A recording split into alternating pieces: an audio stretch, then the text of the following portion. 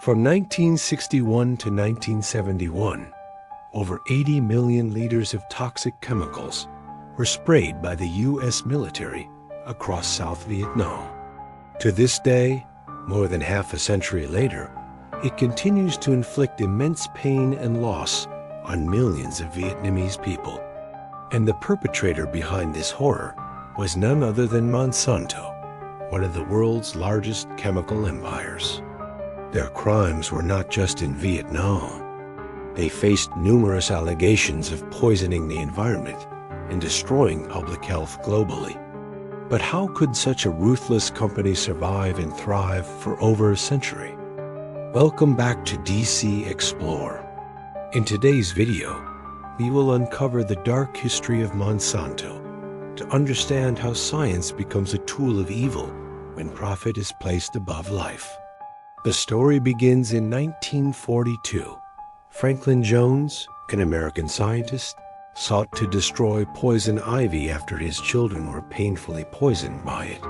He experimented with plant hormones and discovered a compound named 2,4-D. When used at high doses, 2,4-D caused the plant to grow chaotically and then die. Astonishingly, it only killed broadleaf weeds without harming food crops like corn or wheat. For greater effectiveness, Jones found 24,5-T. This was a breakthrough for agriculture, replacing toxic methods like using arsenic. In 1945, the patents were published, launching the massive herbicide industry. Every business wanted in, including Monsanto. Monsanto, founded in 1901, had already grown rapidly by supplying chemicals during the two world wars. They entered the agricultural chemical market, building a large plant in Nitro, West Virginia, to produce 24,5-T. In 1949, disaster struck. The Nitro plant exploded. A giant black cloud rose, and a foul-smelling dust fell upon the workers. Hours later, they suffered abdominal pain and nausea. In the following days, horrific open sores appeared on their skin. Monsanto's doctors reassured them it was just a form of acne and proposed cosmetic skin peels, which made the condition worse. The workers had to live with bed sheets stained with blood and pus. Their bodies emitted a strong chlorine odor. In confidential reports, doctors admitted their bodies were excreting an unknown chemical, but didn't know what it was. As 24,5-T was advertised as extremely safe, most workers stayed only to be slowly poisoned over many years. It wasn't until 1957 that German Dr. Karl Schultz found the clue while treating workers with identical symptoms. He realized the problem was not pure 24,5-T, but an impurity generated during the production process.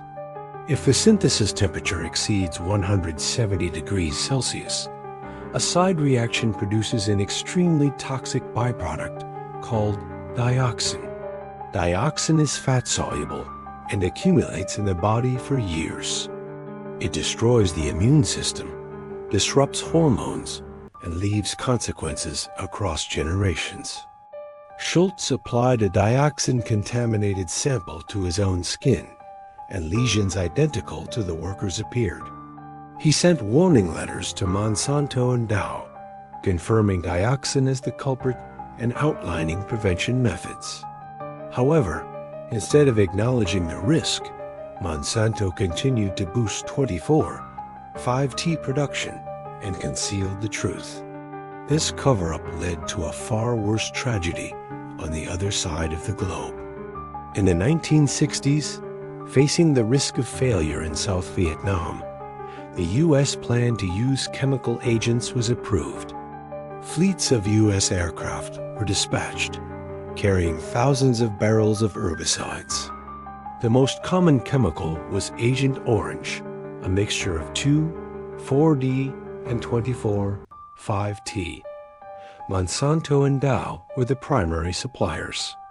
Over 10 years, the U.S. conducted nearly 20,000 spraying missions, devastating an area nearly equal to 1/4 of the total area of South Vietnam. The U.S. government reassured that this chemical was harmless to humans. But Monsanto and Dow knew the truth about dioxin.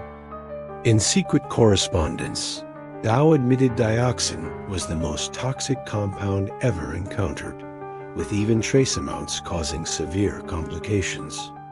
This deception directly destroyed the lives of millions of people.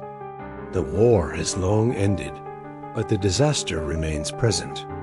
Tens of thousands of victims in the second, third, and fourth generations are still suffering. Nevertheless, the truth gradually came to light. In 1966, over 5,000 scientists petitioned President Johnson to stop the chemical spraying. The UN passed a resolution affirming that herbicides containing dioxin violated the Geneva Protocol on chemical weapons. Monsanto became the focus of criticism.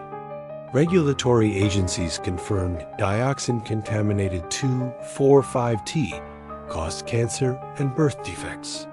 Pressure-mounted N24,5-T was banned. Monsanto's profits were at risk of collapse. They needed a new product. After years of research, scientist John Franz discovered a new compound in 1970, glyphosate. Its effectiveness was 10 times stronger than any herbicide ever seen. Glyphosate works by blocking the shikimate pathway, a chemical process essential for plant life. The key point was that this pathway does not exist in humans and animals. Furthermore, research suggested glyphosate broke down relatively quickly in the soil. In 1974, Monsanto introduced a new herbicide named Roundup. It was enthusiastically received. Monsanto marketed Roundup as safe as table salt, even clean enough to drink. By the late 1980s, Roundup brought in billions of dollars annually. But Monsanto's ambition didn't stop. Roundup is a non-selective herbicide. It kills crops too. Farmers could only spray before planting. A new opportunity opened up. If crops were modified to resist Roundup, farmers could spray year-round. Then, Monsanto would control both the chemicals and the seeds. They called this race a Manhattan Project of Agriculture. The breakthrough idea came from searching for organisms surviving in the toxic sludge at the glyphosate factory. They discovered a bacterial strain that had evolved resistance to this chemical. Researchers isolated the resistant DNA segment and used a gene gun to insert it into plant tissue. From this, they created seeds resistant to glyphosate. The plants survived when sprayed with Roundup. By 1998, Monsanto owned patents for resistant canola, corn, and cotton seeds called Roundup Ready. They quickly exploded in popularity. By 2001, over 70% of soybean acreage was planted with Monsanto's seeds. However, to use them, farmers had to sign a stringent technology use agreement. They were not allowed to save seeds for replanting the next season, nor sell or share them with anyone. Monsanto had the right to inspect the fields. Simply opening the seed bag meant automatic agreement to all terms. Why did farmers agree? They had almost no choice. Spray drift from neighboring farms could damage non-resistant crops. To protect their harvests, many were forced to choose Roundup Ready. Monsanto dominated the entire market. The company also deployed a surveillance network, from private detectives to helicopters, to detect contract violations. They turned the countryside into a land of fear, where neighbors reported each other. That culture of suspicion pushed many into bankruptcy. By the 2010s, Monsanto was virtually a monopoly. But the turning point arrived. On March 20, 2015, the International Agency for Research on Cancer, IARC, published a shocking report. The report affirmed that glyphosate is probably carcinogenic to humans, specifically non-Hodgkin's lymphoma. The product, advertised as safer than table salt, now revealed its health-destroying nature. Attorney Brent Wisner in California decided to seek answers upon hearing about farmers developing cancer after decades of using Roundup. He and his colleagues sued Monsanto, thereby gaining access to confidential internal documents, the Monsanto Papers. The truth was completely contrary to public statements. Internal experiments showed glyphosate caused rare tumors in mice. Unfavorable data was never publicized. Monsanto even engaged in ghostwriting. They hired scientists to put their names on independent studies praising Roundup. When everything was exposed in 2017, the public was outraged. Monsanto had manipulated regulatory agencies and suppressed contradictory research. The more they concealed, the more they were exposed. By 2019, approximately 18,400 plaintiffs in the U.S. had filed lawsuits, but Monsanto had an escape route. The company signed an agreement to sell itself to the German conglomerate Bayer.